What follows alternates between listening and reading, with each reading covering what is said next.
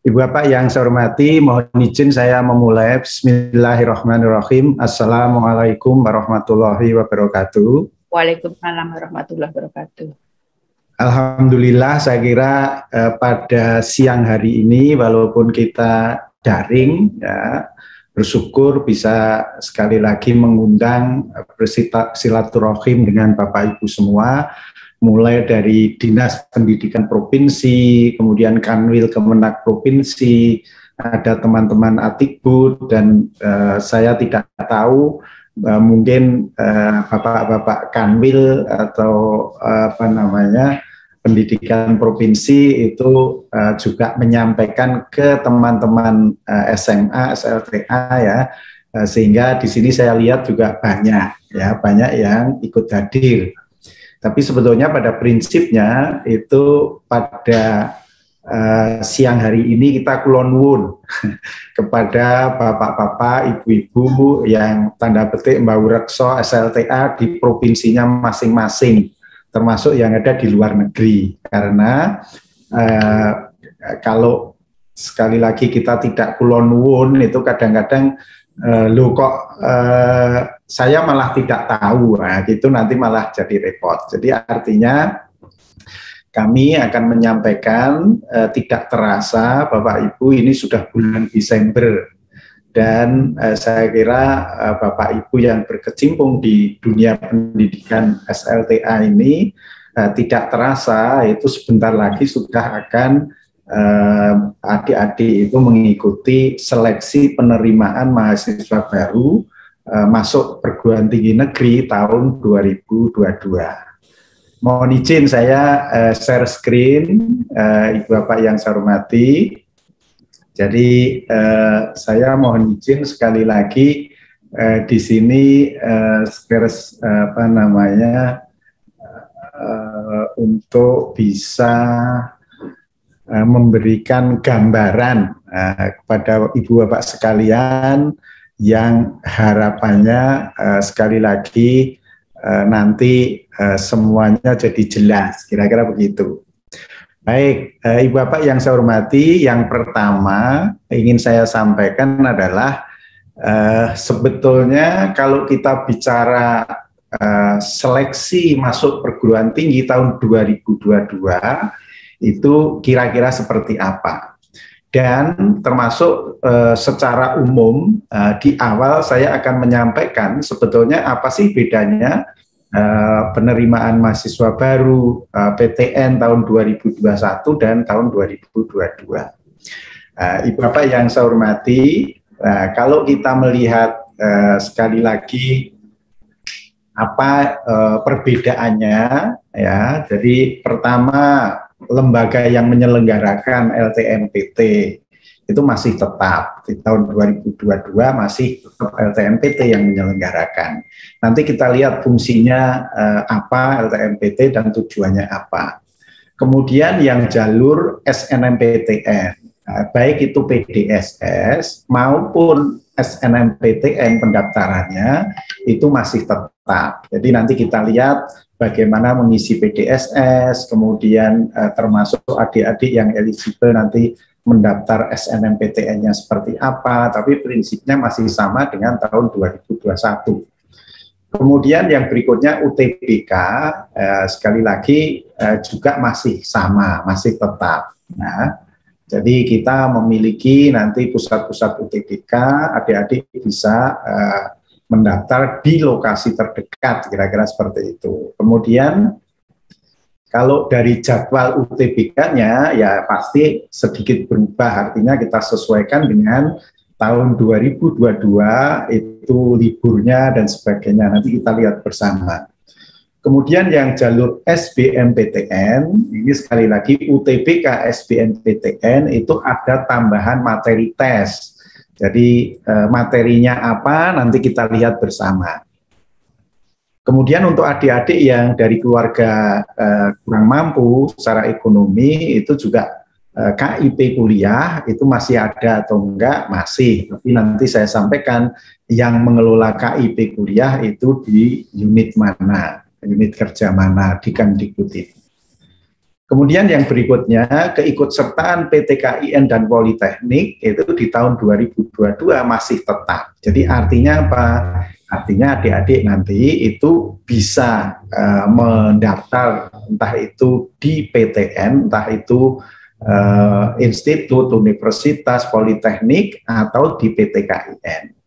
Nah, secara umum kira-kira itu, Ibu sekalian dan adik-adik yang saya hormati. Nah, sekarang kalau kita bicara satu persatu, kira-kira sebetulnya seperti apa, itu bisa saya sampaikan sebagai berikut. Mohon maaf.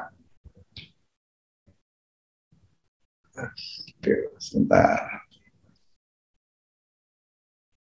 Baik, Ibu Bapak yang saya hormati dan adik-adik semua, kalau kita bicara fungsi dan tujuan LTMPT, jadi lembaga tes masuk perguruan tinggi ini merupakan lembaga penyelenggara tes masuk perguruan tinggi bagi calon mahasiswa baru.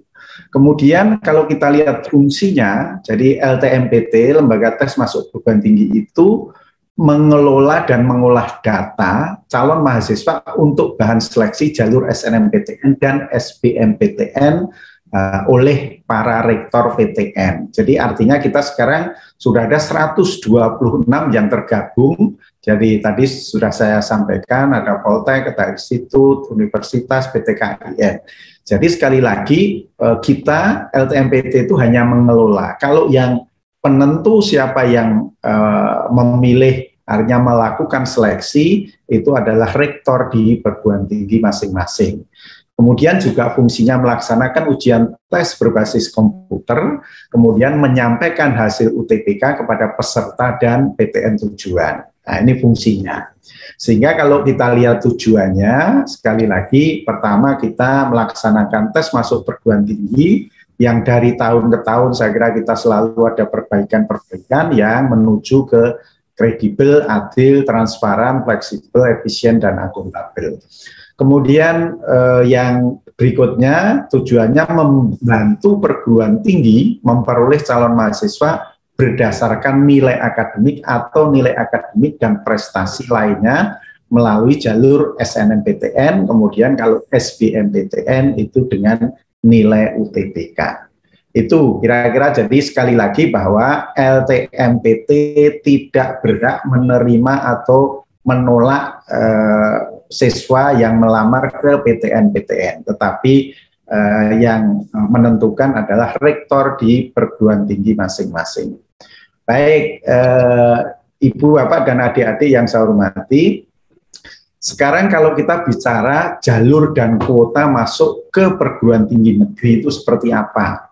Jadi intinya tadi sudah saya katakan sama, artinya kita masih menggunakan Permendikbud nomor 6 tahun 2020. Sehingga ada 3 jalur yang diizinkan, yaitu jalur SNMPTN, SBMPTN, dan jalur mandiri. Nah, yang perguruan tinggi BLU dan Satker itu ada ketentuan bahwa SNMPTN minimum 20%, SBMPTN minimum 40%, dan jalur mandiri maksimum 30%. Kecuali, sekali lagi, untuk PTN berbadan hukum, PTNBH. Nah, itu ada diskresi dari permen tersebut, bahwa SBMPTN minimal 30% dan seleksi mandiri maksimum 50%. Ini khusus untuk perguruan tinggi berbadan hukum. Sekarang sudah ada 14 atau berapa, termasuk misalkan UI, UGM, UPS, UNER, UNPAD, ITB, UPI, dan sebagainya. Oke, baik, Ibu, Bapak, dan adik-adik yang saya hormati. Sekarang kalau kebijakan LTMPT itu seperti apa kaitannya dengan proses awal untuk mendaftar di SNMPTN maupun SBMPTN. Jadi intinya kebijakan single sign-on itu masih kita terapkan. Nah, jadi artinya sekolah-sekolah yang mau mengisi PDSS, kemudian siswa kelas 12 yang eligible akan mendaftar SNMPTN, dan pendaftaran UTBK SBMPTN itu harus memiliki akun LTMPT dulu. Nah, Ibu, Bapak yang saya hormati, saya kira kami sangat menghargai arahan dari Pak Menteri, mulai Pak Nuh, kemudian Pak Nasir, kemudian Mas Menteri sekarang, bahwa mestinya dan seharusnya namanya pendidikan itu harus terintegrasi secara vertikal, sehingga yang kita lakukan, walaupun ini LTMPT yang berdarah-darah, kira-kira begitu, bahwa data-data yang kita ambil, entah itu NISN, NPSN, kemudian termasuk jurusan sekolah dan sebagainya, itu syarat termasuk untuk mendaftar akun LTMPT di portal LTMPT, itu datanya kita ambil dari Pusdatin. Jadi Pusdatin itu mengambil datanya berasal dari Dapodik atau Emis Kemenag. Kemudian Emis Kemenag maupun Dapodik itu mendapatkan data dari sekolah-sekolah yang mengisikan. Artinya apa? Artinya bahwa sekolahlah yang poin pertama mengisi data itu harus betul-betul benar. Karena kalau tidak, taruhlah ada siswa kok tidak ketemu NISN, NPSN-nya, ya berarti kan dia tidak bisa mendapatkan atau registrasi akun LTMPT. Baik, Ibu Bapak yang saya hormati, kaitannya dengan sekolah, itu pada prinsipnya sekolah yang totalnya ada 56 ribuan sekian itu bagi sekolah yang sudah memiliki akun LTMPT itu bisa digunakan lagi untuk tahun 2022. Jadi tolong diusahakan, dicari, ditanyakan kepada operator dan sebagainya sehingga tidak perlu membuat akun LTMPT lagi. Ya, dan ini adik-adik yang nanti eligible itu juga harus mendaftar akun LTMPT yang kelas 12 yang eligible. Termasuk yang tidak eligible itu pun pada waktu mendaftar UTBK SBMPTN juga harus memiliki akun LTMPT. Nah, ini kita lakukan sekali lagi tanggal 4 Januari sampai 15 Februari. Jadi saya ingatkan sekali lagi, sekolah yang sudah memiliki akun LTMPT tidak perlu mendaftar akun LTMPT lagi. Ya, tapi kalau siswa karena kelas 12 belum pernah punya ya harus daftar. Kemudian, Ibu Bapak yang saya hormati, kalau adik-adik yang akan mendaftar UTBK SBMPTN, yang kelas 12 tadi sudah punya, kemudian yang 2 tahun terakhir itu masih kita izinkan, itu harus registrasi akun LTMPT. Karena apa? Karena sekali lagi kita menemukan ternyata adik-adik yang sudah 2 tahun lulus itu kadang-kadang dan banyak kita temukan kok ada perubahan NISN, MPSN dan sebagainya. Oke. Baik, Ibu Bapak dan adik-adik yang saya hormati, nah sekarang kita bicara PDSS. Sekali lagi, PDSS itu sebetulnya apa? Ya, jadi Ibu Bapak yang saya hormati, pangkalan data sekolah dan siswa itu pada prinsipnya merupakan basis data yang berisikan rekam jejak ya, sekolah dari nilai rapor siswa yang eligible mendaftar. Jadi sekali lagi tahun 2022 sama dengan 2021 yang nanti diisikan di PDSS itu hanya adik-adik yang terpilih dan eligible untuk mendaftar SNMPTN. Nah, kami sekali lagi PDSS ini mengakomodir kurikulum nasional KTSP 2006 dan kurikulum sistem paket dan SKS tahun 2013. Nah, mohon maaf, sekolah yang tidak menggunakan kurikulum nasional ini tidak diperbolehkan mendaftar di PDSS. Kemudian Ibu Bapak dan adik-adik yang saya hormati, kalau kita bicara PDSS, SNMPTN, itu memang kita izinkan hanya adik-adik yang sekarang baru duduk di kelas 12. Jadi sekali lagi kita juga mengakomodir perbedaan kurikulum antar semester, ganjil genap dan sebagainya, utamanya untuk adik-adik yang ada percepatan, kira-kira begitu. Oke. Nah, Ibu Bapak yang saya hormati, ini mohon betul-betul perhatiannya ya, bahwa pengisian PDSS dilakukan oleh sekolah dan kebenaran data yang diisikan menjadi tanggung jawab sekolah. Jadi artinya mari Bapak Ibu bersama-sama, Bapak Ibu kita beri wewenang nanti memilih siapa yang eligible, taruhlah akreditasi A 40%, siapa saja, tetapi sekali lagi Bapak Ibu sekolah itu harus bertanggung jawab juga atas kebenaran data yang diisikan di PDSS. Baik, Ibu, Bapak, dan adik-adik yang saya hormati, kalau kita sekarang bicara SNMPTN tahun 2022, itu pertama, persyaratan sekolahnya seperti apa? Sama dengan 2021 untuk SMA, MA, SMK yang mempunyai NPS. Kemudian ketentuan akreditasi masih sama, akreditasi A nanti jatahnya kuotanya 40%, yang B 25%, kemudian yang C atau lainnya 5%. Kemudian sekali lagi sekolah itu hanya mengisikan data PDSS itu bagi siswa yang eligible. Nah, tidak semua siswa harus dimasukkan. Nah, ini Ibu yang saya hormati, kami mohon perhatian Bapak Ibu semua. Ini sudah tanggal 11, kira-kira tanggal 20 itu sudah akan kita cut off, baik itu akreditasi sekolah maupun jumlah siswa per jurusan, sehingga tanggal 28 Desember itu sudah akan kita umumkan kuota SNMPTN bagi masing-masing SLTA, jumlahnya ada 56.000, itu seperti apa.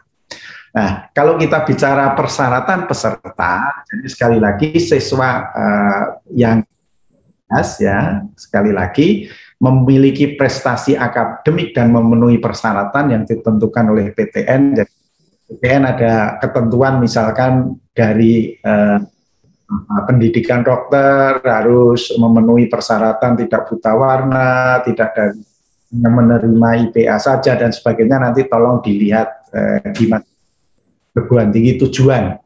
Kemudian yang penting memiliki NISN dan terdaftar di PDSS. Artinya apa?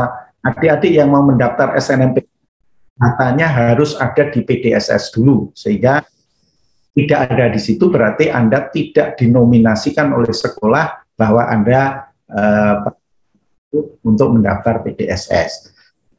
Memiliki nilai raport semester 1 sampai 5, dan adik-adik yang akan mendaftar program studi seni itu nanti dimohon membuat portofolionya itu diunggah, ya. Nah, akan ada penilaian portofolio. Baik, Ibu Bapak dan adik-adik yang saya banggakan, cara pilihan program studi ini sebetulnya masih 21. Pada prinsipnya setiap siswa dapat memilih studi, entah itu dari 1 perguruan tinggi. Nah, misalkan adik-adik itu 2 program studi, 1 harus berada di PTN sama dengan SLTA-nya, asalnya. Misalkan SLTA-nya di kalau memilih 2 program studi, UI semua atau UI ITB itu nggak boleh, salah satunya harus sama dengan sekolahnya. Jadi UNHAS. Kemudian ini ada catatan lintas minat, ini artinya kami wanti-wanti atau memberi pesan kepada adik-adik yang dari sosial, artinya IPS, itu jangan mengambil program studi IPA karena pengalaman yang sudah itu banyak yang gagal. Tapi kalau adik-adik yang terus terang dari prodi entah akuntansi, manajemen, komunikasi, hubungan internasional, itu banyak sekali yang dari IPA. Ibu, Bapak yang sekarang kalau kita bicara tahapan pendaftaran SNMPTN 22. Jadi pada prinsipnya ada sampai selesai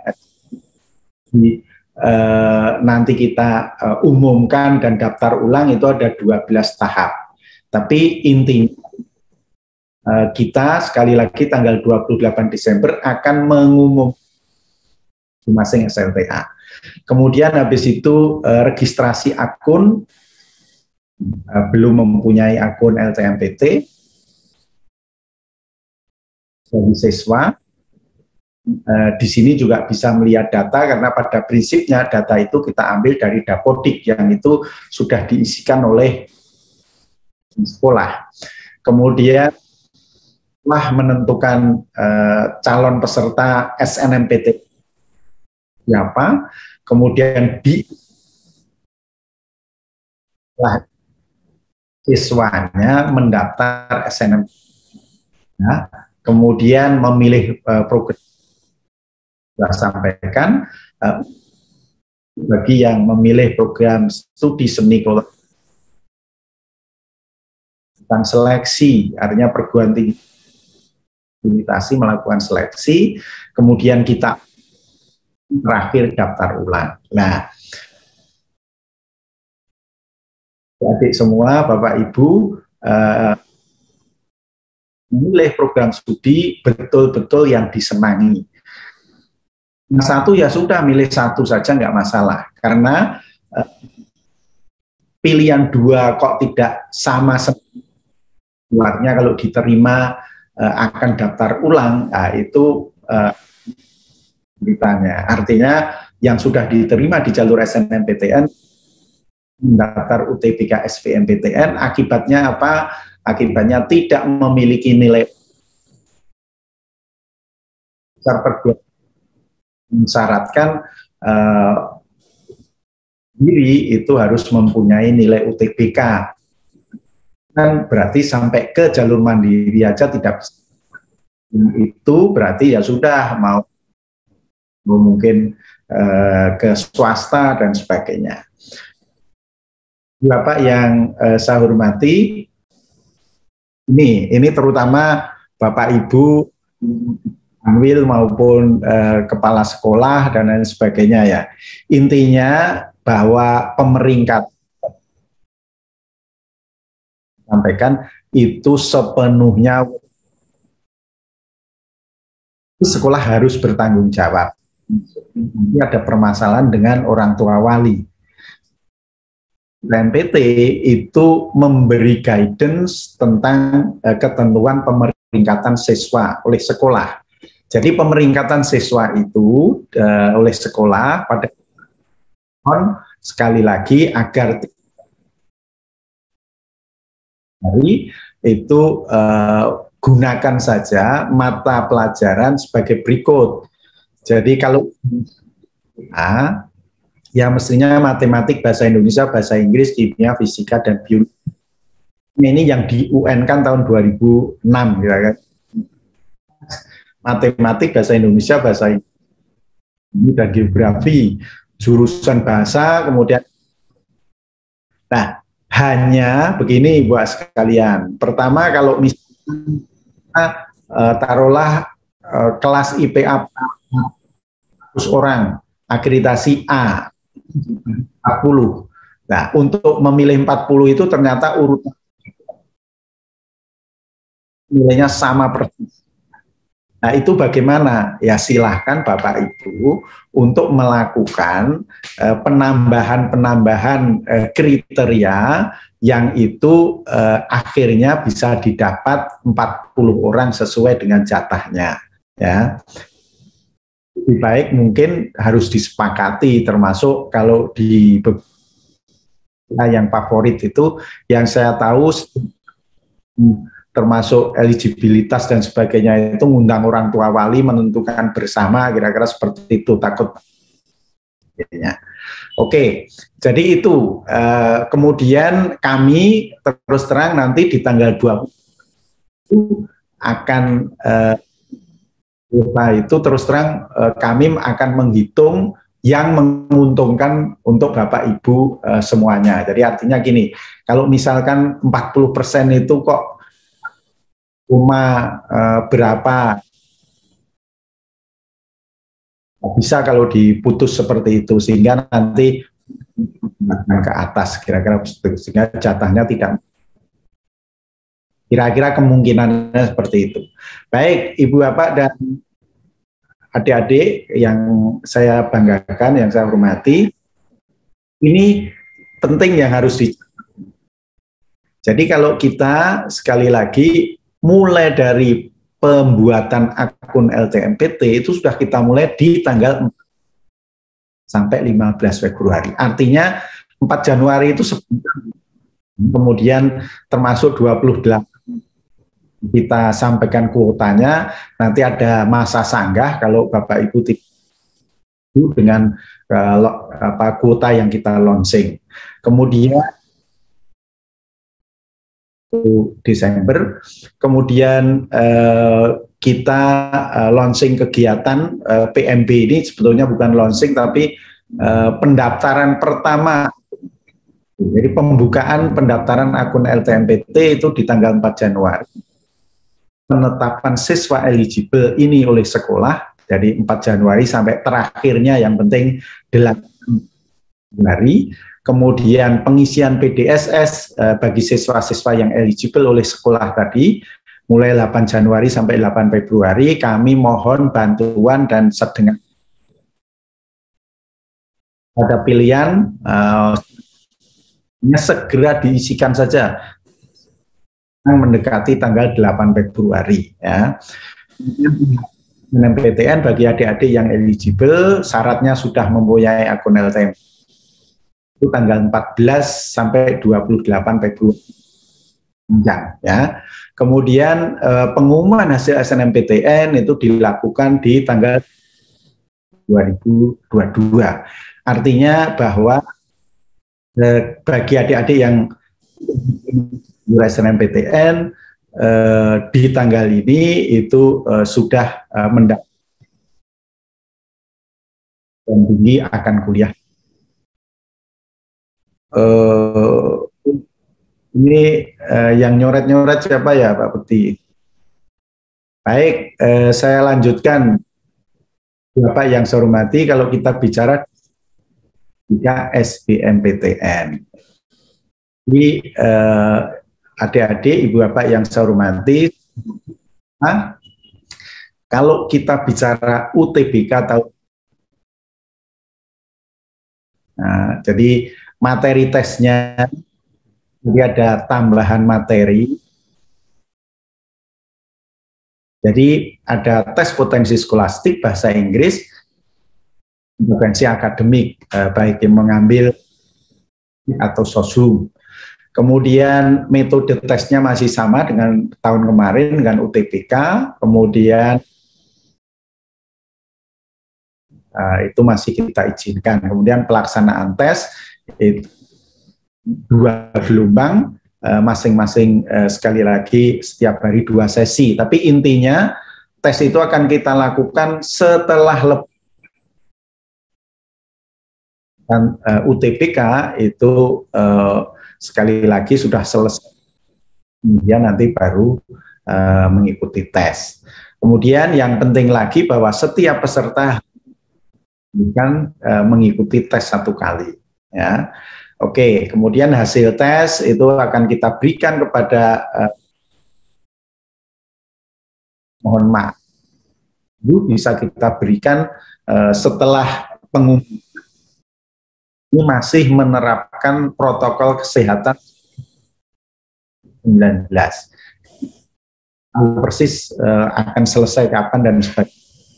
Nah, bulan Mei itu kita ya sudah kita terapkan saja. Oke.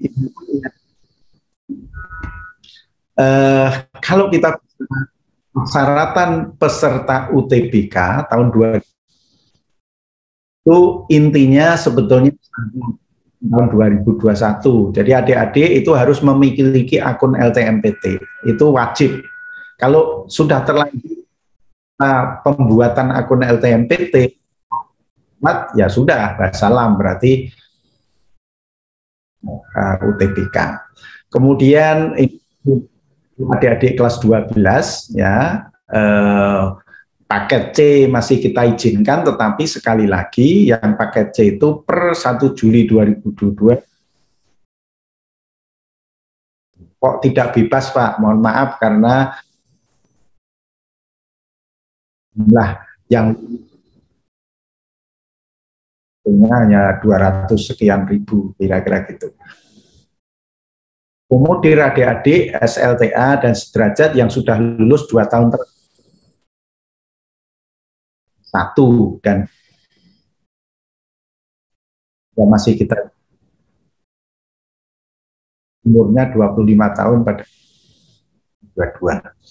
Kemudian saya kira persyaratan peserta yang intinya tergantung, silahkan. Berarti kalau bahasa Inggris, TKA. Yang penting yang perlu saya sampaikan, hasil UTBK tahun 2022. 2022. Pak, ini bagus mengapa. Kemudian membayar biaya UTBK, semoga lagi masih seperti tahun kita sekarang posisi masih menunggu, Allah masih ada. Jadi mulai tahun 2012 itu nggak ada kenaikan, itu udah luar biasa. Oke, Ibu Bapak dan adik-adik yang saya tadi sudah saya sampaikan bahwa ada tes potensi skolastik, kan, pengetahuan kuantitatif, pengetahuan bacaan dan menulis. Kemudian yang berikutnya adalah tes bahasa Inggris. Saran dari dan direktur bahwa itu sangat dibutuhkan untuk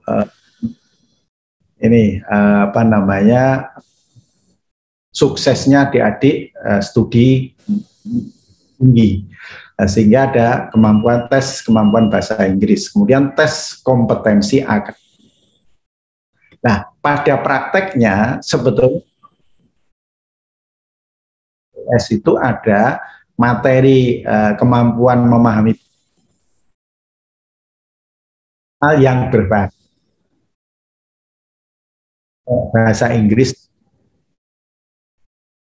Tahun ini komponen sertifikat itu ada tes potensi sekolah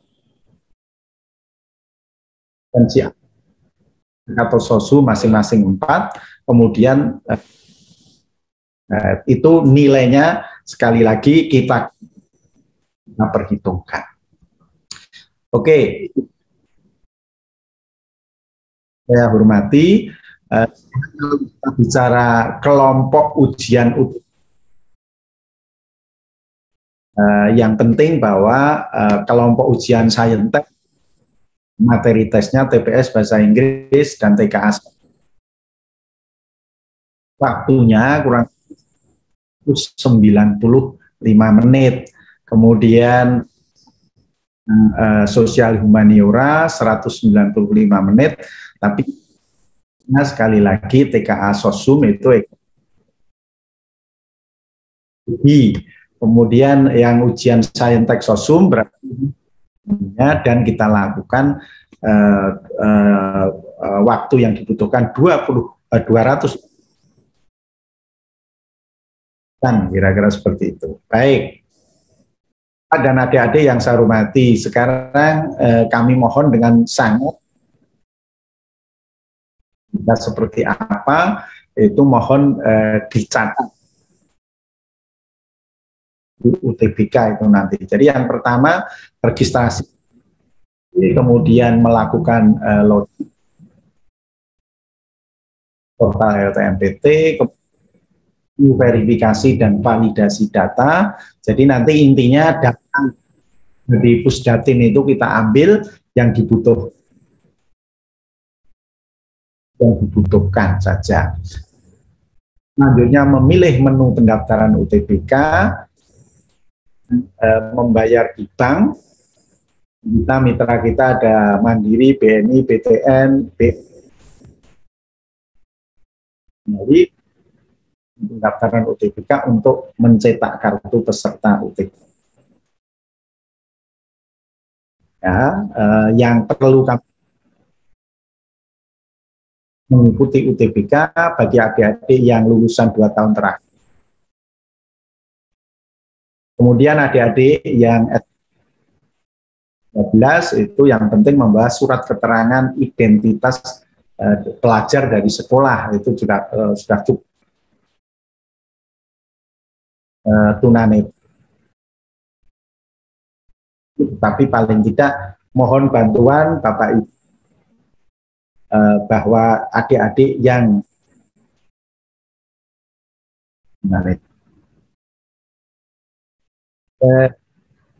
adik yang saya hormati, kalau kita bicara tahun 2021 dilaksanakan di 74 pusat UTBK PTN, mulai dari Sabang sampai Merauke, kira-kira seperti ini.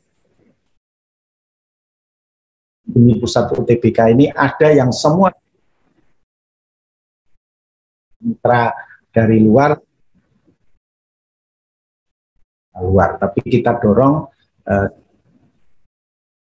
dilakukan di dalam kampus. Oke, Ibu Bapak dan adik-adik yang saya banggakan, kalau kita bicara pelaksanaan, jadi di sini gelombang 1, gelombang 2, gelombang 1 baru akan kita Lebaran itu kemudian nama sampai tanggal 7, kemudian baru tanggal 7 aman insya Allah. Kemudian lagi, maaf, Mei Juni ini. Ya, Mei Juni, sorry. Sehingga tanggal 3 Juni ini yang terakhir. Oke, ini slide-nya ngambil. Baik, kemudian kalau penjadwalannya kira-kira seperti ini, Bu Askar. Nah, antara waktu Indonesia itu kita lakukan untuk menghindari agar ya, nah khusus untuk UTBK tertentu, ini sekali lagi yang bersamaan dengan waktu. Ini nanti akan kita pada saat pelaksanaan saja. Jadi saya di print-out kartu identitas itu akan disampaikan jadwalnya. Oke, kemudian kalau kita bicara di campuran, nah itu kita lakukan sekali lagi waktu tertentu, ya ini hanya hari tertentu kita ambil, sehingga pagi itu TPS dan TKA, kemudian TKA Saintek, kemudian siangnya itu TKA Soshum. Nah, ini yang mengambil campuran, dan yang mengambil campuran itu tidak banyak, kurang lebih sekitar 20% dari total pendaftar. Baik, Ibu, Bapak, dan adik-adik yang saya hormati, kalau sekali lagi prinsipnya berbayar, artinya UTBK itu berbayar. Nanti besarannya berapa rupiah itu semoga tidak berubah dibanding tahun 2021. Akan kita umumkan segera setelah ada kepastian pendanaan yang kita terima dari support pemerintah. Oke, Ibu Bapak dan adik-adik yang saya banggakan, sekarang kalau kita bicara SBMPTN, itu sekali lagi ketentuan SBMPTN tadi sudah saya sampaikan, tahun 2000, lulusan 2022, 2021, kemudian memiliki kesehatan yang sesuai dengan ketentuan masing-masing perguruan tinggi, kemudian peserta yang mengambil program studi olahraga dan seni mengunggah portofolio, kemudian program studi. Nah ini sekali lagi intinya boleh ambil, mohon maaf, ambil entah itu satu perguruan tinggi atau dua perguruan tinggi, dan kalau yang SBMPTN itu tidak ada ketentuan. Jadi tadi saya contohkan kalau berada di SLTA di Makassar, itu kalau SBMPTN boleh saja dua-duanya mengambil di luar Makassar perguruan tingginya. Jadi misalkan ngambil UGM, ngambil UI, itu tidak masalah.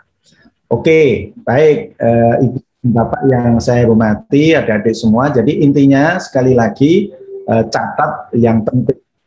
Jadi yang penting di sini UTBK SBMPTN dimulai tanggal 23 Maret 15 April, kemudian pelaksanaan UTBK gelombang 1 sampai 23 Mei, kemudian gelombang 2 28 Mei sampai 3 Juni.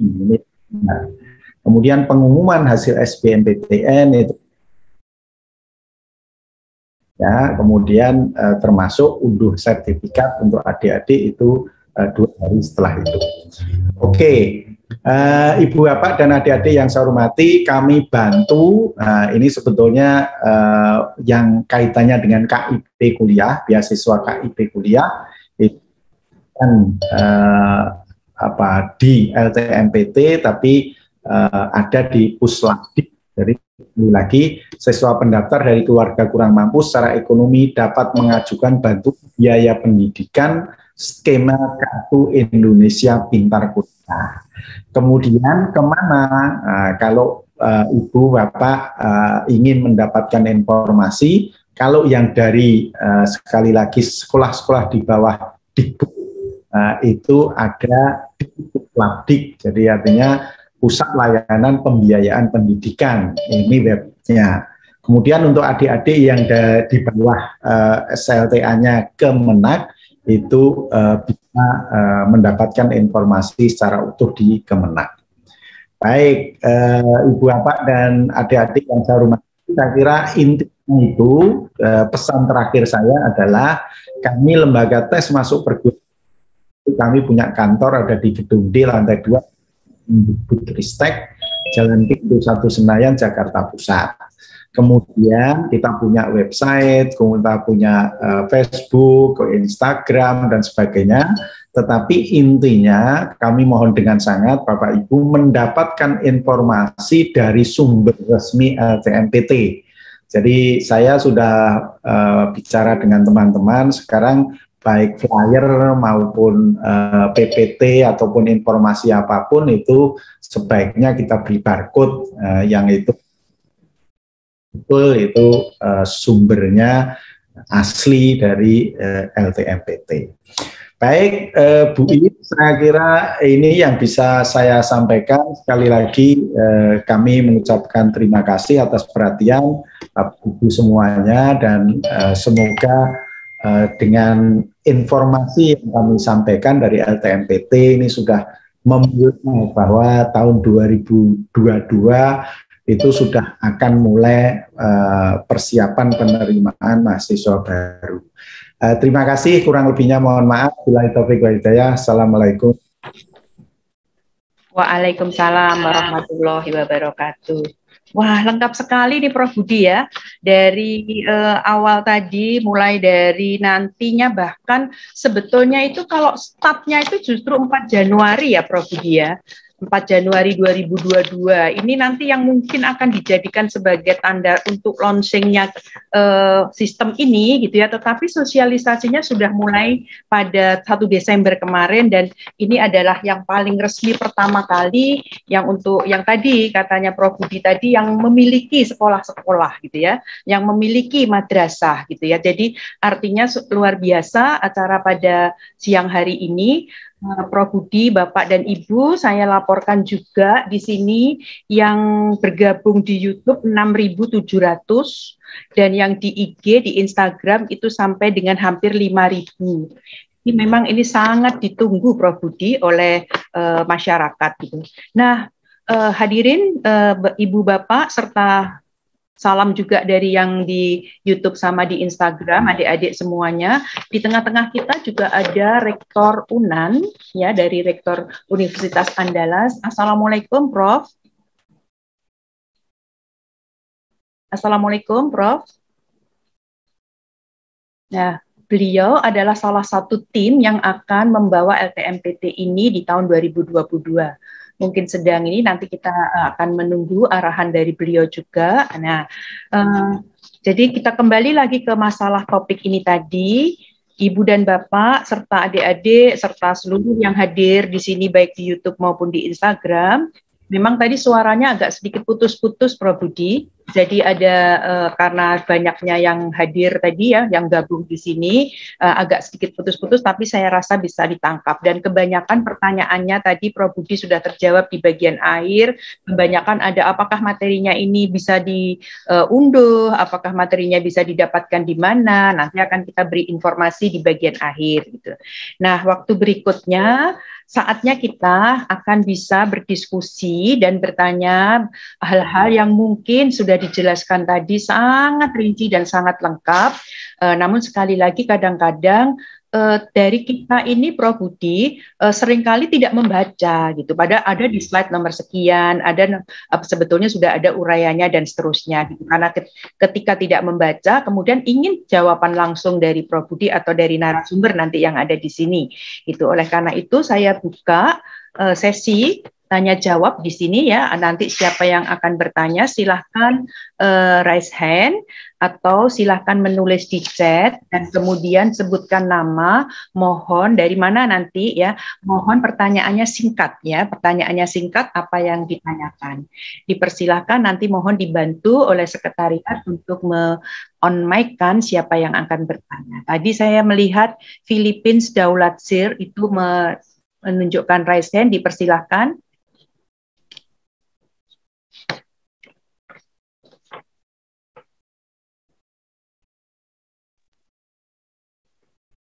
Ya, silakan. Ya, terima kasih Bu Ismaini. Ya. Assalamualaikum warahmatullahi wabarakatuh. Waalaikumsalam. Terima kasih, ini penjelasannya sangat komprehensif ya. Apa yang dijelaskan tadi sudah kami dapat gambaran gitu. Dari mana Pak Philips? Pak Philips? Iya. Siap.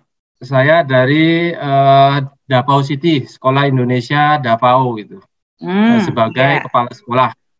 Oke, silakan Pak. Jadi pertanyaan saya karena disuruh singkat ini, Prof. Budi, bagaimana ini lokasi-lokasi untuk tes yang dilaksanakan, ya, terutama LTMPT,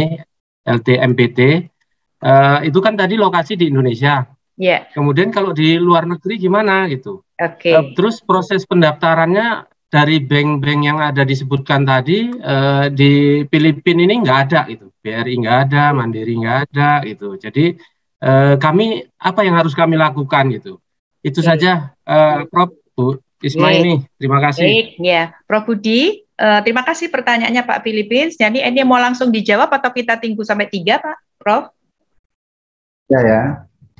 Ya, silahkan dulu, biar dicatat terlebih dahulu. Silahkan, yang akan bertanya. Silahkan raise hand. Ya, kalau sementara belum ada yang raise hand, silahkan Prof. Dari Pak Filipin. Ini menarik sekali Prof. Budi. UTBK-nya ini apakah ada di luar Indonesia ini Prof. Budi? Silahkan Prof. Budi. Khususnya untuk teman-teman jadi terus terang sampai detik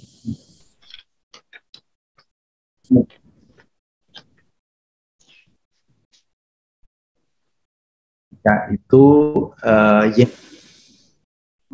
aman. Suaranya Prof. Budi putus-putus Prof. Budi. Putus ya?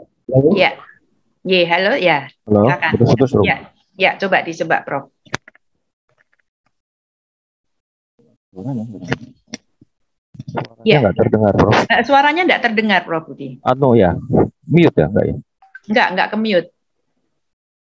Sebentar. Nah, sudah. Ya, sudah.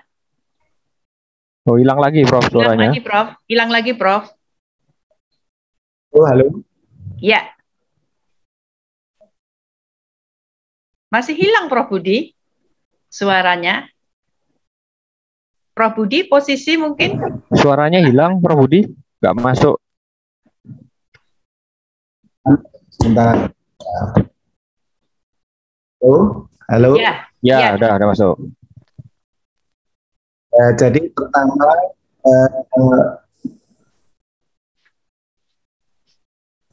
sekolah-sekolah lalu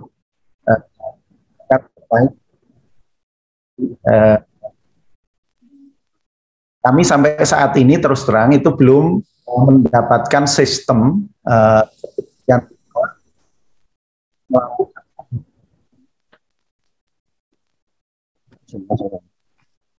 itu belum ada. Itu walaupun sekali lagi diminta untuk on-cam, tapi di belakang on-cam itu juga siapa yang mengerjakan itu juga nggak tahu dan sebagainya. Ini itu belum berani untuk melakukan tes secara online. Karena seleksi kalau hanya untuk pemeringkatan itu saya kira nggak masalah. Tapi karena ini seleksi.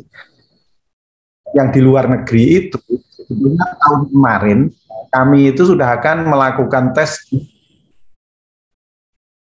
di Arab ya, Prof ya. Hanya Riyadh ini, kemudian nanti biayai kita kurang ke sana daripada anaknya harus pulang ke Indonesia untuk mengikuti tes kan gitu. Tapi karena COVID-19 tidak jadi atau belum jadi akhirnya. Tapi intinya kami terus terang sampai detik ini itu belum punya solusi.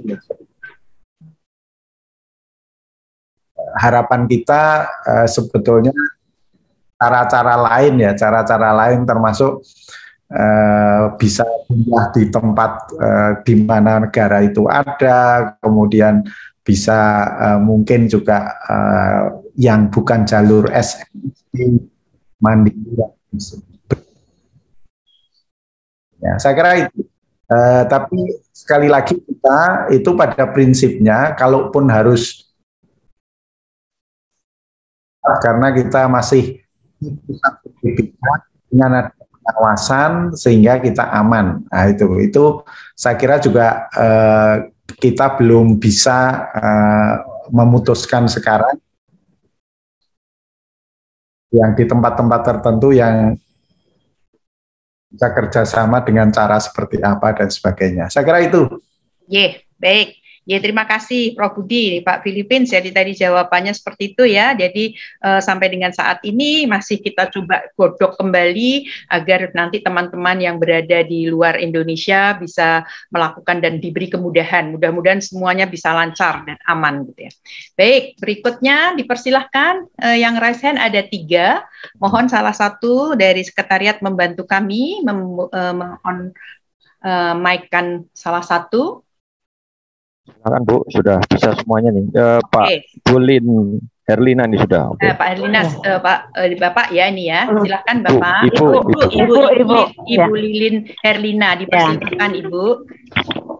Oke, terima kasih Ibu. Suara saya masuk nggih Bu? Masuk. Jelas. Oke. Terima kasih. Perkenalkan saya Lilin Herlina dari SMA Negeri 1 Grobogan Ibu. Yang ingin kami tanyakan, ini kaitannya dengan KIP kuliah Ibu. Ya. Anak-anak kami sebagian besar yang keterima di SNMPTN maupun SBMPTN itu menggunakan fasilitas KIP kuliah Ibu. Ya. Nah, untuk KIP kuliah itu sendiri kan mereka harus memiliki kartu Indonesia Sehat atau yang kartu-kartu dari pemerintah itu ya. Nah, ketika kami mengajukan anak-anak kami mendaftarkan dengan mereka yang belum, tapi sebenarnya mereka benar-benar butuh. Ya. Dengan mereka benar-benar butuh itu prosesnya harus ke Dinsos dulu menanyakan mereka masuk ke DTKS atau enggak. Sedangkan di DTKS itu sendiri prosesnya agak lama. Itu gimana ya Bu? Masih bisa enggak ya? Baik, sudah kami tangkap pertanyaannya Bu Lilin. Terima kasih, jadi ini ya sama-sama. Salam buat siswa-siswi di Gerobokan. Silakan penanya kedua biar ditangkap dulu. Silakan Pak Bekti, siapa yang akan bertanya lagi? Mataram, silakan Mataram. Mataram, ini pindah nih dari Gerobokan ke Mataram. Silakan. Ya. Dari Mataram. Ya, silakan. Siapa nama? Kasih. Ya, baik. Terima kasih Ibu Moderator. Ya. Kemudian yang terhormat Bapak Ketua Pelaksana. Nama dulu Bapak, nama. Oh ya, perkenalkan saya Pak Faizin. Ya. Dari SMA 3 Mataram. Oke. Nah, baik. Ini terkait dengan hasil SNPTN. Ya. Kalau siswa lulus misalnya SNPTN, berarti dia tidak bisa daftar untuk SBMPTN-nya gitu. Ya. Apakah benar begitu? Oke. Itu aja. Itu aja ya. Terima kasih Pak Faizin. Sudah saya tangkap. Kemudian yang satu lagi, silakan. Siapa Pak Bekti? Dari Jeddah, silakan. Sekolah Indonesia Jeddah. Ya. Terima kasih Bapak Ibu. Perkenalkan saya Rizka Novia Rohmawati dari SIATN Jeddah. Langsung saja menyambung dari pertanyaan Bapak Daulasir tadi. Tahun lalu untuk SNMPTN dari SILN untuk pemilihan 2 prodi itu dari daerah asal. Dari daerah asal itu di Jakarta. Apakah tahun ini memungkinkan untuk pemilihan 2 prodi yang mengharuskan berasal dari domisili atau letak sekolah berasal itu mengacu pada lokasi asal mereka. Karena kalau tahun lalu secara serentak itu di default bahwa asalnya itu di Jakarta. Nah, berhubung dari anak didik kami ini banyak yang dari Jawa Timur, apakah memungkinkan untuk bisa memilih atau mengganti provinsi asal SILN itu bukan lagi di Jakarta? Oke. Itu ya. Ini Bu Rizka atau Mbak Rizka ini? Mbak Rizka, Ibu. Mbak Rizka. Kelas berapa? Ini kelas 12? Atau sudah? Saya guru di sini, Bu. Guru. Masih seperti siswa. Iya, baik. Pertanyaannya menarik ya. Jadi silahkan Prof Budi, ada 3 pertanyaan. Tentang KIP yang pertama tadi, lalu kalau yang di Pak Faizin tadi tentang SNMPTN boleh nggak ikut, UTBK SBMPTN, dan yang terakhir tadi masih ada kaitannya dengan Mbak Rizka, pertanyaan dengan yang nomor 1 tadi, terutama tentang daerah asal. Silakan Prof Budi. Pertama kaitannya Mbak Erlina ya dari KIP. Jadi gini, tadi sudah saya sampaikan sebetulnya KIP itu titipan dan bahwa masih ada. Tapi sekali lagi wewenang termasuk mendaftar, eligible, tidak, itu di pusat.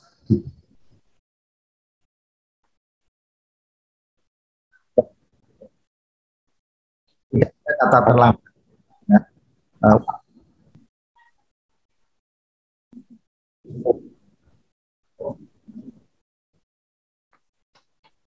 Suaranya kok putus terus ya Prof Budi? Ini Prof Budi, kalau mungkin ada headset, mungkin dengan headset lebih ini Prof Budi. Ini kelihatannya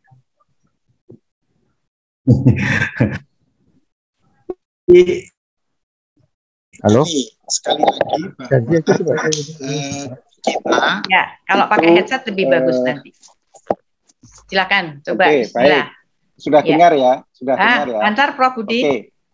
Oke, terima kasih. Jadi sekali lagi tidak ada yang terlambat.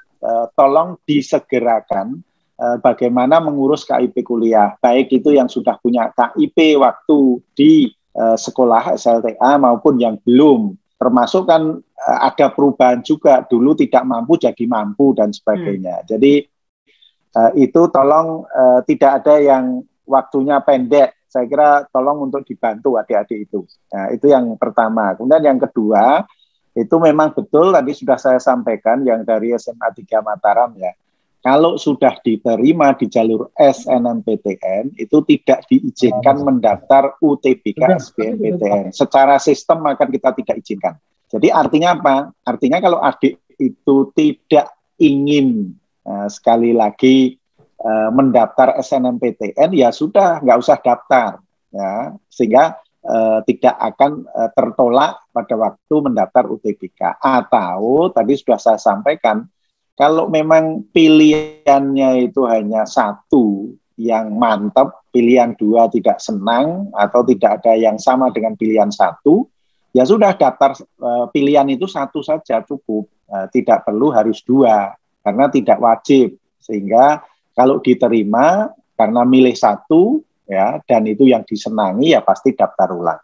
Itu saya kira. Kemudian yang terakhir yang dari jeda, ya, itu saya kira terima kasih Mbak. Nanti akan kita bicarakan dengan tim untuk pendaftaran, saya kira terkait dengan SN yang itu satu asal. Harus daerah asal itu.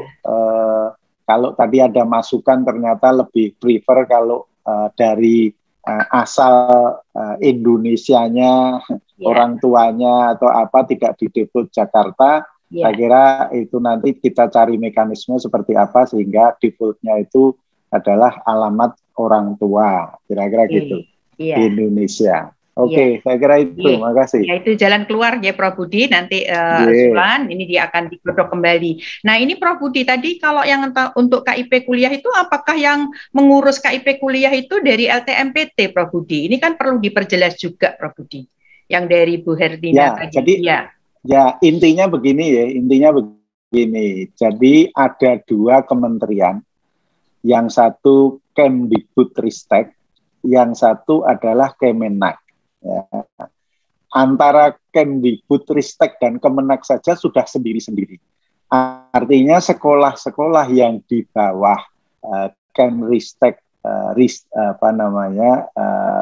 Kemdikbudristek, jadi SMA, SMK, kemudian yang lain-lain itu sekali lagi ya, itu ngurusnya, mendaftarnya yang namanya tadi Puslabdik tadi, Pusat Pelayanan Pembiayaan Pendidikan. Lamannya juga sudah ada, jadi di sanalah sebetulnya yang menentukan termasuk siswa ini eligible atau enggak dan sebagainya, termasuk persyaratannya seperti apa. Kalau sudah pernah punya KIP, SLTA seperti apa dan sebagainya, itu tolong dibaca.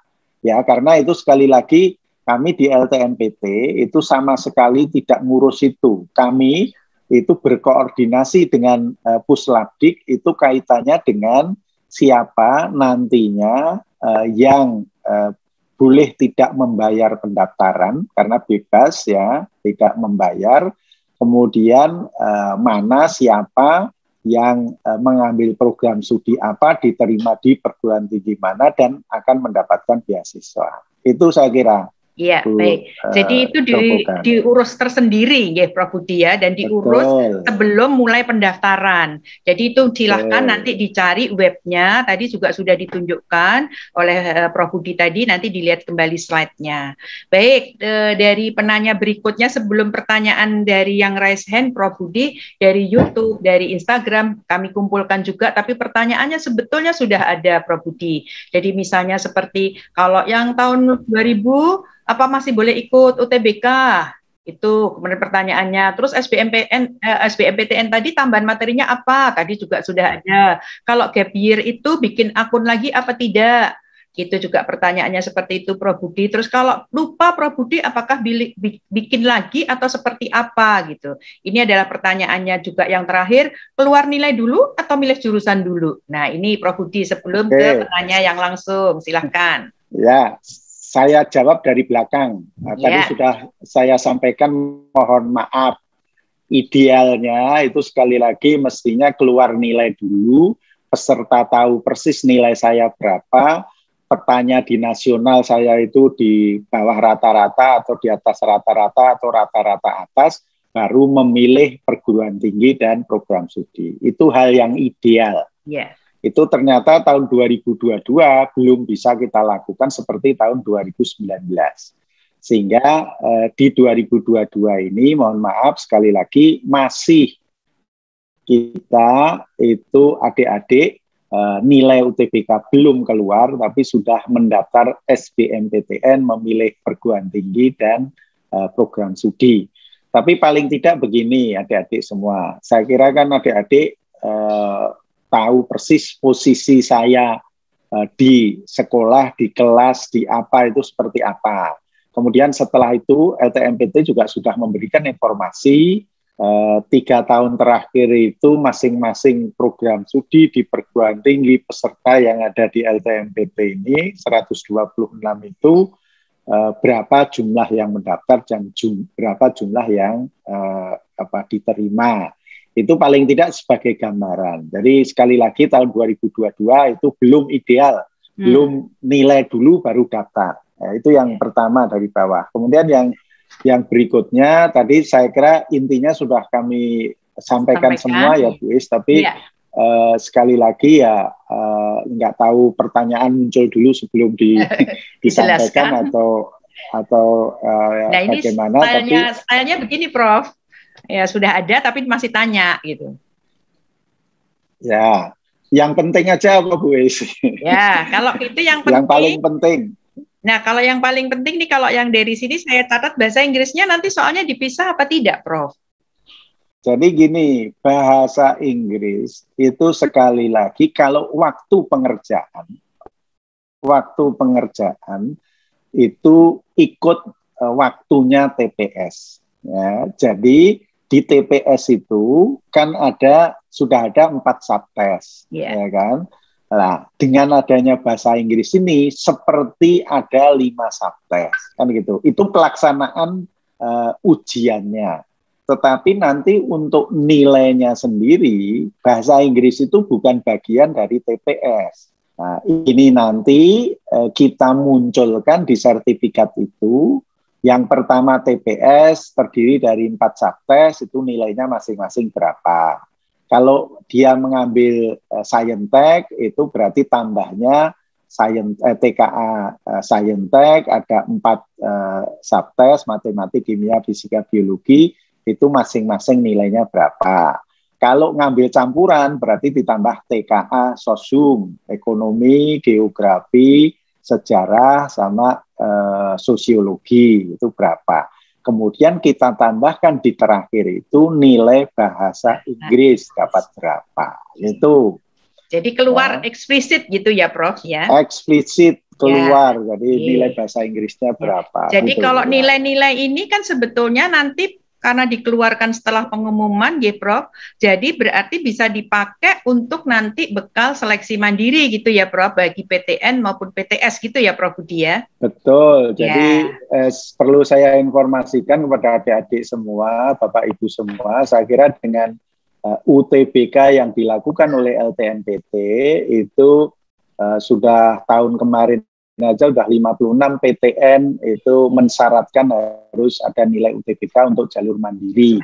Karena diperhitungkan entah 40%, entah 50%, entah apa sudah diperhitungkan nanti dipakai untuk seleksi. Syarat ya, sebagai syarat. Syarat. Kemudian di swasta banyak yang sudah menggunakan nilai UTBK. Jadi mendaftar di swasta itu beberapa yang saya tahu ditanya nilai UTBK, ikut UTBK atau enggak, nilainya berapa, suruh melampirkan sertifikatnya, kira-kira gitu. Kalau yang sudah pasti declare dari depan untuk perguruan tinggi kedinasan itu STAN. STAN itu sudah mensyaratkan juga yang mau mengikuti tes STAN itu harus mempunyai nilai UTBK. Itu saya kira. Terus kebetulan tadi ada yang tanya, jadi yang dari YouTube tadi juga tanya tentang kalau STAN gimana, tapi kalau mekanismenya STAN sendiri nanti silahkan dicari di webnya ya, jadi jangan bertanyanya di LTMPT. Baik, kita pindah lagi ke Zoom ini, dipersilahkan Pak Bekti minta tolong untuk siapa yang akan bertanya. Silakan, ini Bu Guru Fitra. Ya, Bu Guru Fitra, dipersilahkan. Baik, terima kasih Ibu dan Bapak atas kesediaannya. Ya. Di sini saya mau bertanya, Ibu mengenai yang sebenarnya barusan Ibu. Ibu Guru Fitra dari mana Ibu? Dari SMA LTI GM Palembang Ibu. Oke, ya silakan Ibu. Ya, barusan saya mau menanyakan Ibu ya, barusan Ibu bahas mengenai yang STAN tadi. Sebenarnya yang mau saya tanyain ini memang mengenai sekolah kedinasan, Pak. Iya. Jadi kami mendengar ada berita Pak ya bahwa kalau tahun kemarin kan STAN yang sudah pasti katanya nilai UTBK akan penting dengan STAN, kedinasan STAN gitu Pak ya.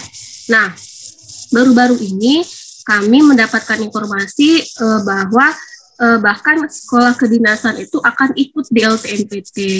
Nah, ini belum pasti Pak ya bagaimana caranya, apakah memang benar seperti itu, apakah memang tidak gitu kan.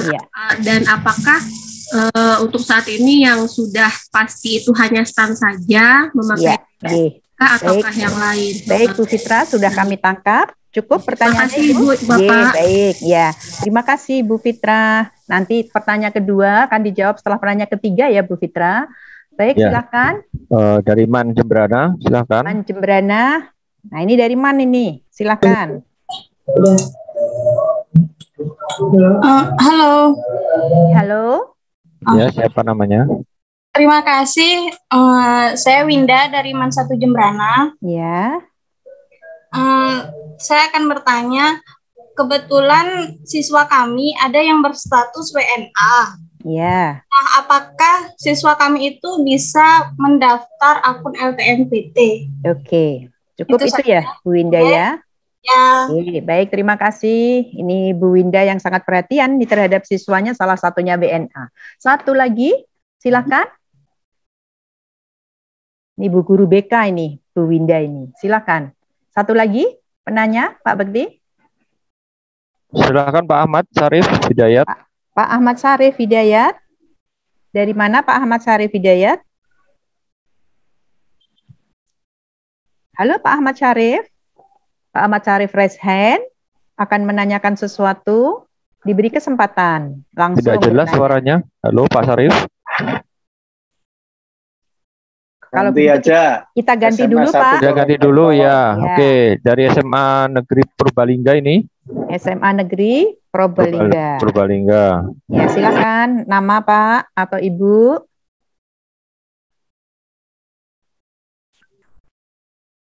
Baik, kalau tidak ada. Ini ya, Pak Kobul, ya, silakan. Pak Kobul, silakan Pak Kobul.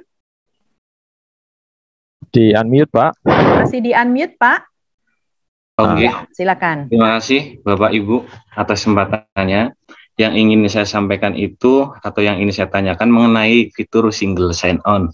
Nah, ini untuk seleksi atau nilai yang digunakan, nilai hasil UTBK seperti itu, apakah bisa digunakan untuk jalur mandiri? Karena setelah ada beberapa informasi dari PTN, khususnya ini PTNBH, tidak menggunakan nilai yang dari hasil UTBK seperti itu. Oke. Kemudian untuk yang kedua, Bu, ini untuk lokasi pelaksanaan tes di tahun lalu kan ada 68 titik. Nah, untuk sekarang, 74. Nah, untuk sekarang apakah ada perubahan lokasi atau bagaimana? Terima kasih. Baik. Baik, Prof. Budi sudah ada 3 penanya supaya lebih efektif. Dipersilahkan tadi. Bapak mau dari bawah? Lagi Pak Kobul, ya. Pak Kobul. Dari atas saja. Ya, dari Bu Fitra. Dari Man Jembrana. Ya. Dari Man Jembrana nomor 2, Prof. Berarti. Oh, yang pertama Fitra ya? Fitra, ya. Oke, jadi pertama Mbak Fitra, ini berarti 3. Oke, jadi gini, kalau bicara PMB 2022, termasuk dari perguruan tinggi kedinasan, itu terus terang sampai sekarang kami belum mendapatkan undangan untuk membicarakan kerjasama, kan gitu. Nah, tapi intinya begini, sebetulnya baik itu perguruan tinggi swasta ataupun kedinasan, itu kalau mau menggunakan nilai UTBK tanpa melibatkan LTMPT pun juga bisa, nggak masalah. Karena apa? Karena prinsipnya sebetulnya kan nilai itu sudah diberikan kepada siswa. siswa yang mau mendaftar ke kedinasan itu tinggal diminta oleh sekolah kedinasan tertentu yang didaftari oleh adik-adik itu. Tetapi keuntungannya kalau kerjasama dengan kita, dengan LTMPT, itu akan lebih mudah untuk sekolah kedinasan tersebut untuk melakukan tracking, kemudian termasuk menseleksi kebenaran sertifikat itu atau tidak dan sebagainya. Sehingga kalau yang kayak kasusnya STAN, itu tahun kemarin sudah host to host dengan kita. Artinya begitu mendaftar di STAN, itu langsung nembak di kita, ya, apakah benar yang bersangkutan itu mendaftar di UTBK LTMPT atau tidak, gitu. Sehingga banyak keuntungannya kalau itu kerjasama dengan LTMPT, kira-kira gitu. Tapi kalau rumor itu kami belum secara resmi, tapi kemungkinan besar menurut saya karena Bu Menteri Keuangan yang punya STAN gitu ya, itu saja sudah mendahului, sudah yakin bahwa apa yang dilakukan LTMPT bagus, sehingga kedinasan-kedinasan yang lain itu anggaran PMB-nya sudah dicoretin gitu, coretin banyak, udah ikut aja LTMPT lebih efisien dan sebagainya. Itu saya kira ya. Iya, berarti warning ini ya juga ya, siap-siap ininya. Betul. Sebaiknya ikut UTBK LTMPT. Oke, kemudian yang Manjembrana, intinya begini. Nanti kita lihatlah, artinya begini, kalau persyaratan entah itu membuat akun LTMPT atau mendaftar entah SN maupun UTBK, itu kan asalkan persyaratannya terpenuhi berarti bisa, nggak masalah, kan itu. Punya NISN, NPSN, dan sebagainya. Yang nanti jadi masalah itu, artinya treatmentnya harus beda itu, karena status sebagai warga negara asing itu mestinya nanti setelah diterima di perguruan tinggi, harusnya kewajiban bayar-membayarnya itu yang berbeda. Kira-kira itu. Ya, jadi saya kira itu ya menurut saya. Baik. Silakan. Kemudian yang ketiga, Prof. Yang terakhir, SMA Purbalingga. Jadi gini, mohon perhatian teman-teman Bapak Ibu semua bahwa yang pertama kebijakan single sign on itu adalah kita meyakinkan bahwa entah sekolah entah siswa yang mau mendaftar ke LTMPT, entah sekolah mengisi PDSS, kemudian siswa kelas 12 mendaftar SNMPTN ataupun yang UTBK SBMPTN itu telah memiliki akun LTMPT. Kalau sudah memiliki akun LTMPT, itu artinya apa? Artinya benar bahwa yang bersangkutan itu semua datanya benar yang ada di data Pusdatin. Ya, itu. Jadi tidak ada kaitannya nanti single sign on kok dengan jalur mandiri dan sebagainya. Lah perlu saya sampaikan begini. Permendikbud nomor 6 tahun 2020 itu memang namanya seleksi masuk perguruan tinggi negeri itu ada 3 jalur, SNMPTN, SBMPTN, dan jalur mandiri. SNMPTN dan SBMPTN itu bersama-sama ada 126 perguruan tinggi tadi, itu LTMPT lah yang memfasilitasi para rektor untuk melakukan seleksi. Kalau jalur mandiri itu nggak ada kaitannya dengan LTMPT, itu bebas. Artinya sangat tergantung dari masing-masing perguruan tinggi. Sehingga taruhlah ya, itu memang ada himbauan dari Pak Sekjen pada waktu itu, yang mandiri itu kalau bisa itu menggunakan nilai LTMPT sehingga paling tidak memberikan keringanan bagi masyarakat yang mau mendaftar jalur mandiri yang tidak diterima di SNMPTN maupun SBMPTN, kan gitu. Tapi sekali lagi wewenangnya itu di masing-masing perguruan tinggi. Jadi kalau tadi taruhlah ada PTNBH yang tidak akan gunakan nilai UTBK, itu juga nggak masalah, boleh, kan gitu. Tetapi biasanya itu tetap menggunakan nilai UTBK sebagai pertimbangan komponen dan bobot tertentu, komponen yang akan terbobot. Karena itu yang tanda petik ya mungkin kredibel gitu ya. Sehingga kira-kira begitu. Jadi lokasinya tetap 74 PTN ya Prof? Lokasinya untuk pusat UTBK-nya. Kalau lokasi tetap. Lokasi itu tetap di 74 pusat UTBK. Pusat UTBK PTN.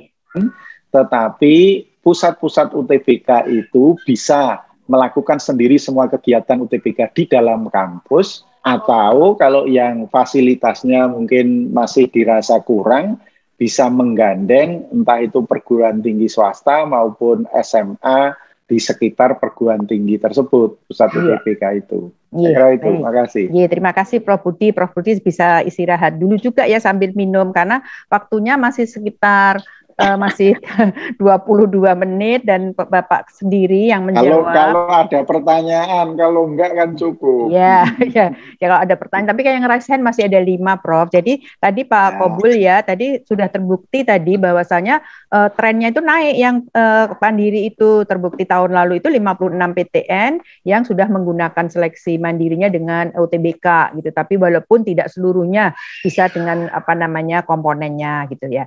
Baik, saya akan masih di sini ya, di Zoom ya, masih ada 5 ini, dipersilahkan dibantu Pak Bekti. Ya silakan Bu Nur Fazana. Ya, Nur Fazana. Dari Mas Bagik, atau di mana ini? Bu Nur Fazana, halo Bu Nur Fazana. Iya, silakan. Halo, Assalamualaikum. Waalaikumsalam. Selamat sore. Selamat sore. Saya ingin menanyakan mengenai yang SKS. Yang SKS kan dia sedang dalam proses semester 5. Yang pertama, apakah yang SKS ini sudah untuk pendataan sudah sinkron di Dapodik, itu yang pertama. Kemudian yang kedua, untuk nilai anak-anak yang di SKS ini, apakah kami harus menunggu mereka dulu baru kami mengisi PDSS? Mungkin hanya itu dulu. Terima kasih. Assalamualaikum warahmatullahi wabarakatuh. Bu Nur, Mas Bagik itu di mana? Mas Bagik di NTB. NTB, wow, iya. Jelas Bu suara kami Bu? Jelas ya, suara Ibu juga jelas sekali gitu ya, wajahnya Ibu juga jelas, berarti alhamdulillah kita dibantu dengan internet, kita bisa sampai dengan NTB. Silahkan penanya kedua untuk kloter ini Pak Bekti. Dari SMA Negeri 10 Semarang ini, namanya nggak ada. Pindah ke Semarang, SMA Negeri Semarang. Silahkan Bapak atau Ibu. Halo, yang dari Semarang. Silakan Pak, di-unmute Pak. Nggak bisa. Assalamualaikum. Assalamualaikum warahmatullahi wabarakatuh. Terima kasih. Perkenalkan, saya Ibu Asir Hayu dari SMA Negeri 10 Semarang, izin menanyakan mengenai akreditasi untuk cut off ya Bapak ya. Untuk kami SMA 10 ini kebetulan November akreditasi kami periodenya habis. Sementara untuk cut off nanti apakah kami menunggu akreditasi yang baru ataukah bagaimana kuota yang untuk diperkenankan siswa eligible kami mendaftar SNMPTN. Terima kasih Ibu. Baik, sudah kami tangkap. Terima kasih. Waalaikumsalam dari Semarang. Kita pindah kemana Pak Bekti? Ke Cikampek ini ada Pak Miftahul. Pak Miftahul, silakan dari Cikampek. Silakan Bapak. Halo Pak, silakan di-unmute Pak. Ya. Silakan Pak silakan. Bismillah. Assalamualaikum warahmatullahi wabarakatuh. Waalaikumsalam. Waktunya perkenalkan saya Miftah dari Cikampek, Karawang, Jawa Barat. Saya ingin bertanya ini terkait anak yang sudah keterima di SNMPTN ataupun SBM. Ternyata si anak ini dia tidak mau melanjutkan atau nggak mau registrasi ulang gitu. Nah itu kaitannya gimana? Apakah ada prosedurnya ke pihak kampus atau seperti apa? Soalnya yang berkembang di lapangan itu kalau misalkan kita nolak hasil dari SBM atau SNMPTN itu akan berimbas ke angkatan selanjutnya begitu. Iya. Terima kasih.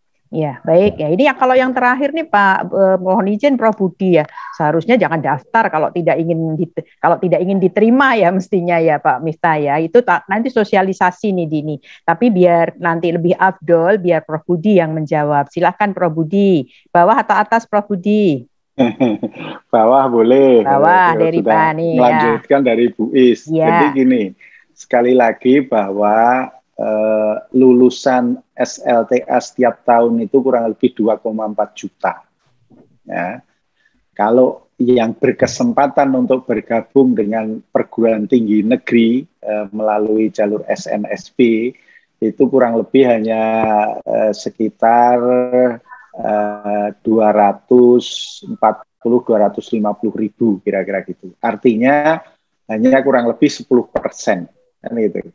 Sehingga kasihan sebetulnya kalau hak orang lain itu sudah disingkirkan, artinya orang yang tersingkir tetapi yang mendapatkan itu akhirnya tidak dipakai. Nah, itu saya kira makanya bangkunya kosong ya dia Prof ya. Kosong lagi, tidak ada jalur lain dan sebagainya, sehingga Pak Miftah saya kira juga perlu sebagai guru BK itu komunikasi dengan benar kepada anak-anak. Kalau memang tidak mau ya nggak usah, terutama yang SN ya. Kalau SNMPTN itu kan begitu diterima nggak ditempati ya berarti dia nggak bisa ikut UTBK, nggak punya nilai UTBK, nggak bisa mandiri, kira-kira gambarannya seperti itu. Kalaupun sekali lagi tadi yang rumor yang beredar jatahnya dikurangi, itu ya tergantung dari masing-masing perguruan tingginya. Jadi misalkan kayak ITB itu kok yang taruhlah dari SMA X yang mendaftar SNMPTN 30 yang diterima 15, kok ternyata yang daftar ulang hanya 10, 5 tidak. Nah, itu biasanya ITB akan memberi surat kepada sekolah tersebut bahwa sudah mendapatkan tempat tapi tidak melakukan registrasi ulang, karena sekali lagi itu berarti kan bangkunya kosong. Nah, kira-kira gitulah. Itu tergantung dari perguruan tingginya. Bisa juga misalkan, oh lah ini sekolah ini tahun kemarin yang tidak daftar ulang SN banyak padahal dijatah sekian, tapi ternyata tidak. Ya sudah, kalau gitu tahun ini dikurangi ya, jatahnya, tapi tidak sama sekali ditiadakan ya enggak. Tapi paling enggak ada punishment, kira-kira seperti itu. Saya kira itu ya. Tapi kalau yang SB itu saya kira kok banyak itu, terutama yang diterima di jalur-jalur mandiri, karena mandiri itu dalam waktu yang dekat-dekat tesnya bareng-bareng, satu orang yang pinter itu bisa diterima di 2-3 perguruan tinggi, ya akhirnya tidak didaftar semua kan salah satu. Oke, itu Pak Miftah dari Cikampek. Kemudian yang SMA 10 Semarang. Jadi begini Bu, kami tadi malam itu baru saja rapat dengan teman-teman BAN SM, EMIS Kemenak, Dapodik, Pusdatin. Kaitannya dengan akreditasi sekolah, itu semua sudah clear. Artinya sudah ada keputusan dari BAN SM, sekolah-sekolah mana saja itu yang akan habis, kapan kemudian diperpanjang, ya, diberi perpanjangan sekian bulan, sekian tahun.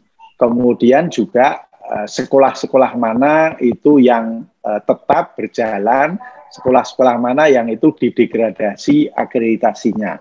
Itu menurut Pak Tony dari Ketua BAN SM itu sudah clear semua.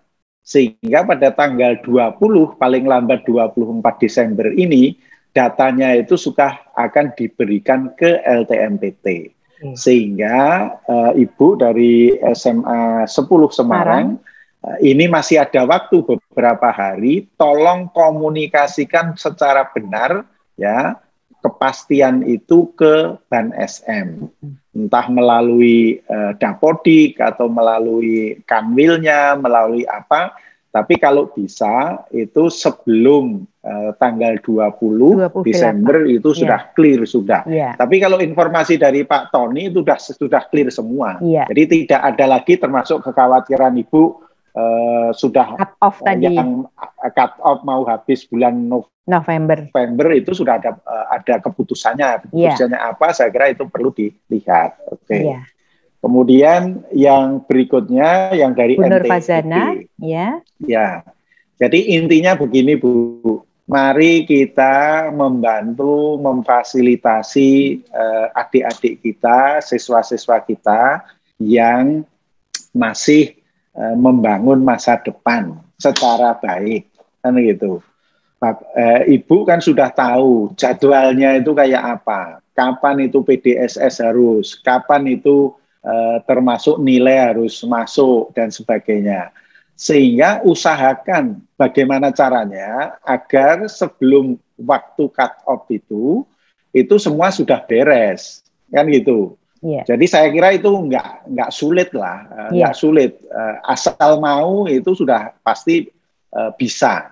Artinya apa? Artinya ya dilakukan dengan cara taruhlah ini ternyata kok kalau mengikuti jadwal LTMPT ini harusnya tanggal 15 baru kita lakukan penilaian raport, tapi karena LTMPT tanggal 10 itu sudah harus final, ya sudah dilakukan sebelum tanggal 10, kira-kira kan gitu, dan itu bisa. Ya. Sudah banyak sekolah bisa, yang SKS ya Prof ya? Ya, artinya apapun sistemnya itu pasti bisa, kan gitu. Sehingga tinggal ini sajalah kemauan, kalau mau ya pasti bisa, kalau nggak mau ya nggak bisa, gitu saja. Makasih. Baik, jadi tadi dari Prof Budi tadi sudah sangat jelas, artinya begini, di LTMPT itu dengan sistem atau metode SKS yang mendaftar di SNMPTN itu sudah sangat banyak Bu, jadi tinggal kemudian tadi dicermati tanggal-tanggalnya supaya tidak terlambat, itu saja. Dan nanti ketika memasukkan nilai itu tolong benar-benar dilihat kalau ini dengan metode yang seperti apa. Ini adalah salah satu bentuk bagaimana kita itu memperhatikan dari anak didik kita tadi ya. Jadi itu untuk memberi kesempatan kepada Prof Budi untuk istirahat sejenak, itu pertanyaan-pertanyaan yang ada di YouTube itu kebanyakan sebetulnya semuanya sudah disampaikan oleh Prof Budi tadi. Misalnya lintas jalur boleh apa tidak? Tadi kalau SNMPTN Prof Budi sudah mengatakan menghimbau tidak, tapi memang mungkin kalau dari prodi atau jurusan yang dipilih itu membolehkan, silahkan dicek di webnya masing-masing. Tahun 2020 boleh enggak, tahun 2009 boleh enggak, dan itu dilihat kembali sekali lagi syarat-syarat yang ada itu seperti apa gitu. KIP-nya ini kapan dan lain sebagainya tadi juga sudah dijelaskan gitu. Tapi ada yang menarik Prof Budi yang belum mungkin ada 1-2 yang misalnya seperti homeschooling itu boleh apa enggak sih Prof Budi untuk masuk di SN gitu. Terus kemudian ini nih ada satu yang dari MAN yang selalu menjadi masalahnya dari tahun ke tahun.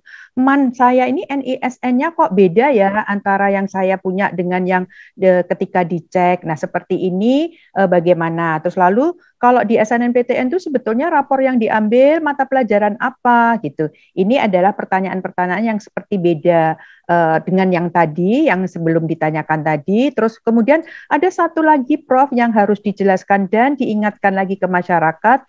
Kalau tahun lalu itu lulus SN Prof, tapi nggak tahu kenapa ingin lagi ikut, kalau SN lagi kan nggak bisa, tapi mau ikut UTBK lagi nih, bagaimana nih Prof Budi? Nah silahkan Prof Budi, ada 4 pertanyaan yang menarik dari medsos kita. Dipersilakan Prof. Homeschooling. Oke, terima kasih. ini apa namanya? Ada hal yang perlu ini ya, perlu sekali lagi dari nurani yang paling dalam. Artinya itu hak-hak orang lain gitu ya. Tadi yang terakhir itu sudah lulus SN tahun lalu, tapi kepingin UTBK tahun ini ya. Kalau SN kan jelas nggak boleh, karena hanya yang kelas 12. Tapi kalau mau ikut SB bagaimana kan gitu. Nah, itu di internal kita masih perdebatan juga. Ada yang mengatakan ya mestinya nggak masalah gitu, tapi ada juga yang mengatakan loh kan sudah diterima di SN. SN itu mestinya juga berlaku di tahun berikutnya kan gitu. Jadi sekali lagi itu mohon izin kami belum menjawab dengan pasti, akan kita putuskan bersama-sama dengan rektor dan insya Allah nanti sebelum pendaftaran SBMPTN itu sudah ada ketentuan kepastiannya seperti apa. Artinya, tapi sebaiknya nggak usah ikut ya Prof ya, kan bangkunya ya, nanti kosong. Kalau himbauan saya itu sekali lagi termasuk tadi sudah saya sampaikan, SN itu kalau senangnya hanya satu, silahkan milih satu saja, nggak usah dua, kan itu. Sehingga kalau sudah pilihan satu, itu ya mestinya tidak keliru kan gitu. Kalau taruhlah itu pilihan dua, itu pasti ya motivasinya pasti beda antara pilih satu dan pilih dua. Itu mungkin masih bisa dimaklumi, tapi sebetulnya kalau saran saya dan menurut pengamatan saya, adik-adik itu mau belajar di prodi apapun, itu semua sama tergantung individu masing-masing. Jadi masa depan itu bisa dibangun dari prodi apapun, kan itu. Ya, jadi itu adik-adik ya. Kemudian SNMPTN rapornya diambil dari mata pelajaran apa, Prof? Jadi begini, kalau jalur SNMPTN termasuk sekali lagi yang kita persiapkan untuk para rektor untuk proses seleksi itu kan sudah pasti nilai-nilai yang dimasukkan ke PDSS itu semua kita setor, kita berikan kepada perguruan tinggi kan gitu. Tapi kalau bicara nilai apa yang dipakai untuk proses seleksi, nah itu juga tergantung dari masing-masing perguruan tinggi kan gitu. Ada yang menghargai ini, ada yang ini, ada juga yang dia sudah punya keyakinan itu. Ya kalau pemeringkatan itu dilakukan 6 mata pelajaran yang di UN kan, ya saya seleksi pakai itu saja. Nah itu juga ada kan gitu. Tapi sekali lagi itu tergantung masing-masing perguruan tinggi ya itu perguruan tinggi. Jadi itu. Tapi kalau saya terus terang tidak berani ini kira-kira mata pelajaran ini karena sekali lagi masing-masing perguruan tinggi itu ada pertimbangannya. Saya kira itu. Baik, yang untuk MAN ini yang NISN-nya bagaimana, Prof? Sudah dicek ini beda gitu. Bagaimana ini, Prof? Jadi intinya begini ya, intinya sekali lagi sebetulnya kami itu LTMPT, Pusdatin, kemudian Emis Kemenak itu kan selalu bersama-sama dan berusaha tidak ada permasalahan, baik itu di MAN, kemudian pondok pesantren, kemudian sekolah umum, SLTA umum. Tapi sekali lagi bahwa kalau bicara SNMPSN itu kan yang mengeluarkan termasuk sistemnya dan sebagainya, yang mengembangkan kan teman-teman, entah itu di Dapodik, Emis, Kemenak, ya kan. Yang mengisikan adalah teman-teman sekolah masing-masing, operator, termasuk melalui Kanwil dan sebagainya, kebijakannya masing-masing beda-beda. Tapi intinya begini, harusnya itu kan tidak ada, namanya NPSN kok ganda, double, dipakai oleh 2 orang atau 3 orang. Kalau itu ada yang double, itu pasti ada yang salah, kan gitu. Sehingga ya tolong itu waktunya masih ada, segera saja yakin bahwa sampai taruhlah sebelum pendaftaran akun LTMPT itu sudah tidak ditemukan lagi, ya taruhlah sekolah yang sama kok ada yang NISN yang sama itu tambah pasti mestinya tidak terjadi kan itu. Ya, saya kira itu Bu Is. Kami yang homeschooling bagaimana Prof Budi? Yang homeschooling, SN boleh kan Prof? Homeschooling itu begini Bapak Ibu semua. Ini mohon maaf sekali ya, ini sekolahnya orang hebat-hebat kira-kira gitu.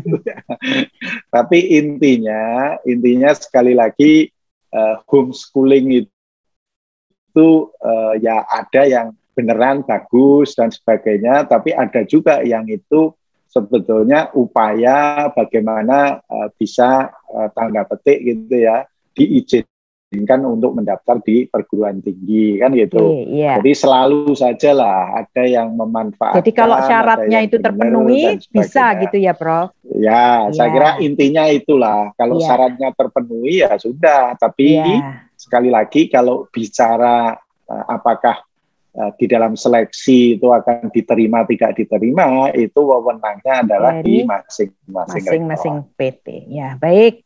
Tadi Prof Budi, ini tadi kita durasinya sudah hampir 2 jam Prof Budi. Kita tinggal 3 menit menuju pukul 15. Saya rasa kalau ada penanya lagi, Prof Budi akan lebih dari jam 15. Akan saya tanyakan kepada Prof Budi. Masih ada 5 nih. Nanti kalau dari tadi cuma 5 Prof, tapi ambil 3 dapat 5 lagi, dapat 5 lagi. Jadi seperti apakah cukup ya Prof Budi ya? Cukup lah. Sekian, karena begini Bapak dan Ibu, adik-adik, serta peserta, kebanyakan tadi banyak guru BK Prof Budi. Jadi nanti ini sosialisasi ini akan dilakukan, frekuensinya akan ada agak lebih kerap gitu ya, frekuensinya lebih sering gitu ya. Dan nanti ini juga bisa dilihat di YouTube. Kemudian sehingga nanti bisa diulang kembali bagi yang misalnya belum melihat atau belum menyaksikan. Dan pertanyaan-pertanyaan yang belum terjawab nanti bisa disampaikan pada sesi-sesi yang lain. Sesi-sesi berikutnya itu nanti juga sebetulnya nanti akan ada lagi sesi khusus guru, khusus siswa, tapi ternyata justru di sini yang bergabung itu adalah kebanyakan malah tadi kami perhatikan adalah guru. Nah, seandainya pertanyaan-pertanyaan masih ada, itu juga dipersilahkan untuk ditanyakan melalui media sosial kami. Media sosial kami baik melalui Instagram, Twitter, ataupun Facebook, gitu ya, pertanyaan-pertanyaannya. Namun, kami sarankan apabila ingin bertanya, silahkan lihat dulu informasi yang ada di web LTMPT. Di sana nanti juga akan bisa diunduh. Memang sekarang masih on progress, masih finishing tentang materi ini supaya tidak ada hal-hal yang keliru, maka masih finishing. Dalam waktu dekat akan segera Bapak dan Ibu peserta seluruhnya ini calon peserta, calon mahasiswa Indonesia bisa mengunduh. Jadi silahkan nanti bisa di sana dilihat. Dan apabila masih ada hal yang ingin ditanyakan, bisa juga melalui Sekretariat LTMPT mengirimkan email atau juga bisa ke call center 08041450450450 atau ke helpdesk di https://halo.ltmpt.ac.id sehingga mendapatkan informasi yang betul-betul resmi dari LTMPT. Dan kalau digarisbawahi apa yang disampaikan Prof Budi tadi, intinya adalah seluruh mekanisme ini sebetulnya sudah tertuliskan. Sudah dituliskan bahkan urutan sistematikanya, apa yang menjadi syarat itu sudah ada. Namun sekali lagi kalau ingin memperkuat ataupun supaya lebih puas itu ya, diperbolehkan bertanya, diperbolehkan di pertanyaan-pertanyaan yang ada, tapi kalau harapannya sudah membaca terlebih dahulu sehingga pertanyaan-pertanyaan itu adalah hal-hal yang justru tadi membuat Prof Budi, oh iya ini perlu kita pikirkan, oh iya ini perlu ini dan seterusnya. Nah, dengan demikian ini pukul 3 persis tepat rangkaian acara sosialisasi daring pertama tentang penerimaan mahasiswa baru PTN tahun 2022 ini berarti berakhir sudah. Untuk itu pemain tunggal nanti adalah Prof Budi, tentu sangat kesulitan untuk menjawab banyaknya pertanyaan, tapi alhamdulillah dijawab dengan baik, lengkap, dan dengan sabar sih kalau menurut saya. Mari kita berikan apresiasi kepada beliau, terima kasih dengan memberi applause melalui reaction yang ada di hadapan laptop Bapak dan Ibu serta adik-adik semua. Kita beri ucapan terima kasih kepada Prof Budi, mohon jangan bosan-bosan untuk menyampaikannya dan semoga beliau sehat selalu. Nah, amin. Bapak dan Ibu, apakah di sini ada pimpinan LTMPT Pak Bekti yang mungkin akan menutup secara resmi acara pada sore hari ini? Mungkin dari Rektor Universitas Andalas, apakah masih berada di sini, atau Bapak Ketua LTMPT, Profesor Nasih, apakah bisa menyapa para peserta di sini? Mohon maaf kepada teman-teman yang masih menggunakan raise hand, kita tunda, kita pending, kita nanti pertanyaannya boleh dititipkan di media sosial yang ada. Ada Pak Bekti? Pak Nasih dan Pak Asari belum bergabung juga, tapi Pak baik. Yuliandri masih ada nih. Halo Pak Yuliandri, Prof Yuliandri. Prof Yuliandri, Prof Yuliandri bisa mendengar kami? Halo. Halo, Assalamualaikum. Waalaikumsalam, Prof Yuliandri. Ini alhamdulillah tadi kami sudah melaksanakan sosialisasi, pertanyaannya sangat banyak dan banyak pertanyaan. Saya monitor juga, Bu Is. Oh iya, sudah monitor juga, alhamdulillah. Jadi pertanyaannya itu banyak dan ada beberapa yang belum sempat tersampaikan, tetapi kami berjanji akan membuat sosialisasi ini bahkan besok pun ada, dengan catatan besok itu untuk kapasitas tertentu. Jadi teman-teman akan bisa melihat melalui YouTube-nya atau di Instagram. Jadi silahkan masuk ke sana dan bisa melihat nanti tentang hal-hal yang mungkin belum dipahami. Nah, Prof Yuliandri, yang terakhir ini Prof, mohon ada arahan, mungkin tips atau apa yang bisa disampaikan kepada, terutama di sini adalah kepala dinas, kemudian ada kepala Kanwil Kemenak, kemudian ada kepala bidang pendidikan, juga ada aktifut nih dari pengelola sekolah Indonesia di luar negeri. Ini barangkali apa yang harus garis bawah itu, apa yang harus ditebalkan di apa, harus diperhatikan ini apa, mungkin bisa disampaikan sekaligus menutup acara pada sore hari ini. Dipersilakan Prof Yuliandri. Masih di mute Prof. Wah, ini di mobil ini Prof. Halo Prof Yuliandri, masih di mute. Masih di mute Prof. Prof Yuliandri masih di mute, Prof. Halo, masih di mute. Suaranya belum kedengaran, Prof. Masih di mute. Yuliandri, suaranya masih belum terdengar kami. Silahkan di-unmute dulu. Masih di mute.